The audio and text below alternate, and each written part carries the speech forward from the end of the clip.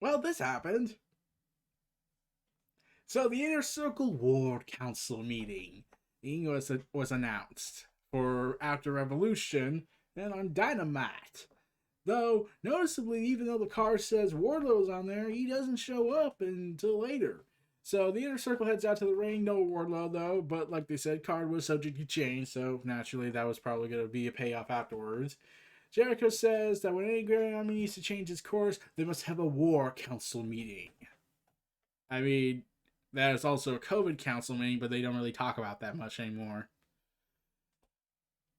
But he says that admits that the group has been on the decline. However, they are the smartest in the business, smart enough not to know that they need that their leader is not following protocols.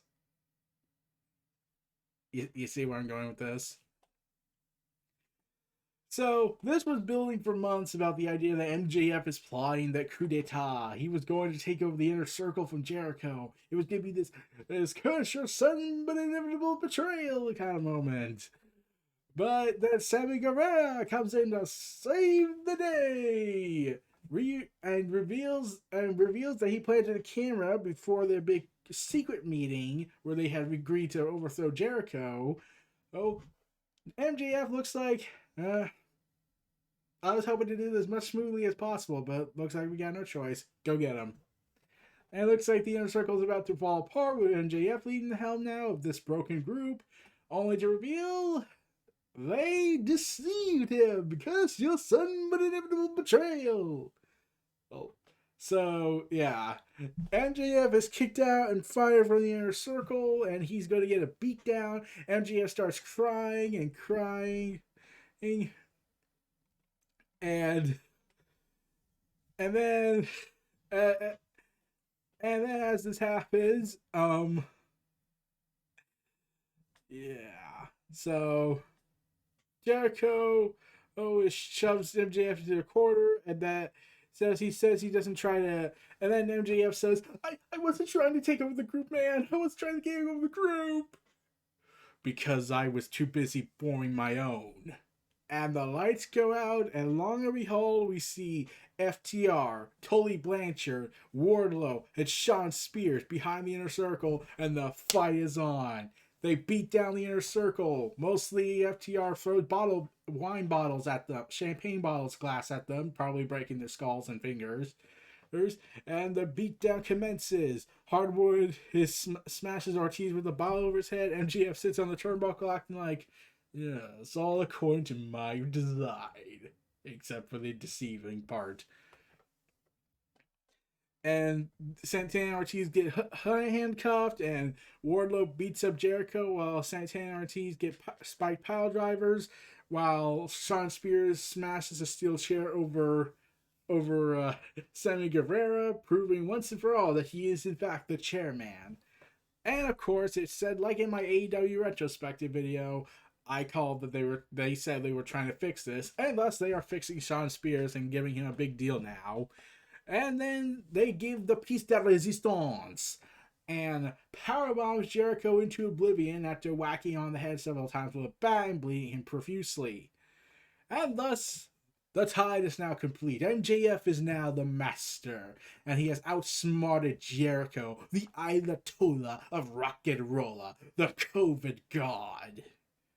Because that's what he is lately. He's still thinking that we should open everything back up, even though the pandemic is still raging across the country. And the rest of the world's like, oh, we still have issues with it, but we're kind of more controlling it than you guys are. I'm like, you're kind of a global embarrassment for us.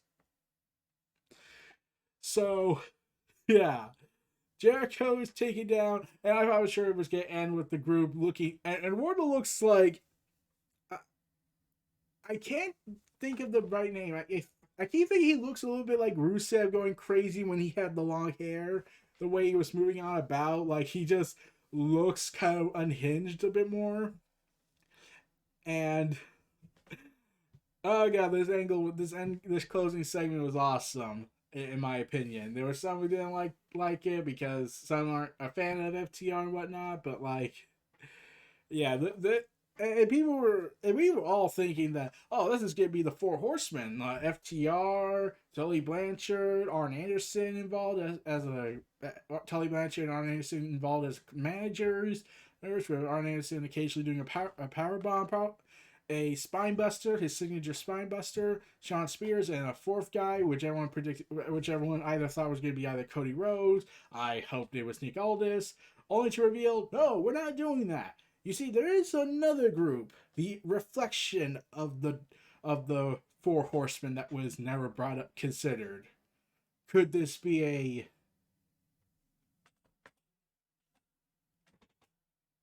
dangerous alliance? Yeah. What MJF has just done is definitely thinking this. He has reborn the Dangerous Alliance into the modern time. Sure, they can't use the name because Dudley owns the copyright. But probably, I don't know. But I'm thinking to myself, somewhere out there, what's left of the Dangerous Alliance, Paulie Dangerously are secretly smiling to see their old school relic come back. So, yeah. And now people are wondering where they're going to take this. Well, it looks like it's going to be faction warfare between the two groups as this leads to the Inner Circle's destruction, since there are rumors Jericho wants to take a break, since he's wrestled 2 years straight. But I like to point this out. Jericho is owned. It does have something up his sleeve probably to take on the new, can't be named probably Dangerous Alliance unless it's public domain, and then they never renewed the trademark. But here's what I was thinking. Well, Jericho's team still technically has a advantage in the blood and guts match. Oh yeah, the Elite are fractured beyond repair, so the Inner Circle are still owed a blood and guts match. Might as well use it for the new Dangerous Alliance group. Oh yeah, we're going there. So I am predicting hopefully, and I'm hoping I'm right, that this Dangerous Alliance is reformed to take on the Inner Circle in the Blood and Guts match, because that's what happened with the Dangerous Alliance when they were running around in 1990s. They formed their group, it had a War Games match, and then they fell apart. But they still had a War Games match, and now you got all this talent involved and one annoying face turn, because let's be real, Chris Jericho is probably never going to win his fans back a lot, because besides his more fanatic ones who don't think COVID's a big deal, because there are people like that, the COVID god is most likely on his way out of here in AEW for at least a little bit, as the Inner Circle will no doubt fall apart without his guiding leadership, as MJF swallows out the Inner Circle from existence with his new Dangerous Alliance. And I was thinking, okay, you have my attention now. You have my curiosity, MJF, and now you have my attention. And yeah, there might be some people that say, well, they can't be a group. They never interacted with each other. I mean, I don't think Triple H, Randy Orton, and Batista ever interacted with each other until their alliance. I maybe Randy Orton, but that was mostly because of 2002's feud with Undertaker and Triple H, where Triple H inadvertently saved Orton from being killed. But yeah, that's about it. And then people point out, oh wait, well MJF and Tully Blanchard and Sean Spears, they sat together at the AEW in the crowd during the early pandemic days. Maybe they were secretly forming a business plan. Okay, that was actually if MJF makes that thing next week, if they make a statement out there and say, this is what we've been cooking this up for a year, I will give credit that they managed to turn this crowd thing they were doing for the pandemic into hey, let's make an angle out of this, because we gotta turn everything into an angle, right? And yeah, there was the overlapping audio issue, but it was still a pretty solid episode with an explosive ending with a new faction forming in the AEW style of we must have New Japan Pro Wrestling faction warfare. But Now old school fans, and now we got Dangerous Alliance talk being talked about on Twitter. So I'm pretty sure we're gonna be expecting the Dangerous Alliance to be brought up a lot more, and thus, and aptly, revolving around history. And thus, an old 90s group that lasted for what, 1 year, here is going to be reborn for the fans of the new generation, that they'll have to go back and watch the tapes to see, wait, what's the Dangerous Alliance? Oh, that's the Dangerous Alliance. That actually looks cool. Let's work with this.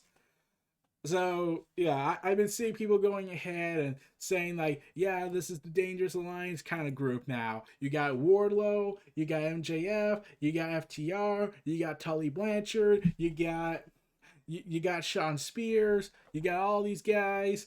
And this seems to be more like a reverse version of the group, whereas Shawn Spears is, whereas FTR is the more veteran-based group because they had their old school style wrestlers. Shawn Spears is that underutilized guy. MJF and Wardlow are the future wrestler stars of tomorrow. And Tully Blanchard and Arn Anderson, and probably Arn Anderson down the road if he gets involved in this, because he was in the Dangerous Alliance. I'm excited for this angle. I am really excited for where they take this. Let's see where this new Dangerous Alliance goes, because it's going to be probably awesome. Especially when you got someone as cutthroat on the mic as MJF. So this was Neo Reality Entertainment presenting the WrestleVerse Inner Circle War Council of 2021 AEW Dynamite. If you like, comment, subscribe, check out my other content in the description below. Oh, stay tuned for more. I'll see you all next time. Peace and take care. And they basically said this. Now that they know our plan, they will plan around our plan. And so we shall in turn plan around the plan that they are planning around our plan. Your brilliance knows no bounds.